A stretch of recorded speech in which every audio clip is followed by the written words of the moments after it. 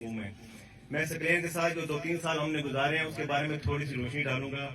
انتہائی شریف النفس انسان، اچھی طبیعت کا مالک، 5 وقت کا نمازی اور قرآن پاک کا مطالعہ کرنے والا تھا. اس کی جو شہادت کا واقعہ جس دن پیش آیا ہے تو ہم افطاری کا کے نکلے، جیسے افطاری کا کے اذان ہوئی ہے تو ہماری سٹینڈ بائی ہوگی. ہم بنو پہنچ گئے تو ادھر اسکرین جب شروع ہوئی تو صبح سحری کا ٹائم ہو گیا. اس نے روزہ رکھا ادھر پانی کے ساتھ اور ایک کھجور کے ساتھ. اور روزہ رکھنے کے بعد جیسے ہی تھوڑا سا ٹائم گزرا، اذان فجر کی نماز کا وقت جیسے ہی ہوا تو اس کی شہادت ہو گئی.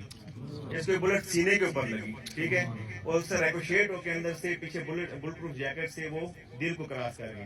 اور ایک لمحے میں جس طرح کہتے ہیں نا حدیث میں ہے کہ شہید ہے اس کی روح جس طریقے سے قبض ہوتی ہے کہ کسی کو محسوس بھی نہیں ہوتا، جس طرح ماں اپنے بچے کو دودھ چھڑاتی ہے پینے کے بعد جب اس وجہ سے اتنی پیار سے ان کو اللہ تعالیٰ نے اپنے پاس بلایا. یہ کیپٹن حمزہ صاحب ہے، یہ ان کے ساتھ تھے، آگے تھے، پیچھے یہ تھا. تو اس طرح کی شہادت کی موت مقدر والوں کو ملتی ہے. یہ میں اس کی مبالغہ رہی نہیں کر رہا کہ میرا ساتھی ہے، میں کہتا ہوں کہ اس طرح کی شہادت کی موت اللہ تعالیٰ ہم سب کو نصیب کرے.